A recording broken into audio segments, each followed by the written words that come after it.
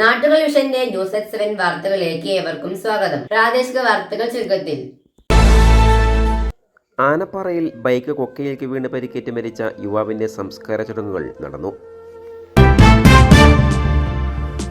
Alanallur Edathanattukara ആനപ്പാറയിൽ bike കൊക്കയിൽ വീണ് പരിക്കേറ്റ് മരിച്ച യുവാവിന്റെ സംസ്കാര ചടങ്ങുകൾ ബുധനാഴ്ച കുടുംബ ശ്മശാനത്തിൽ നടന്നു.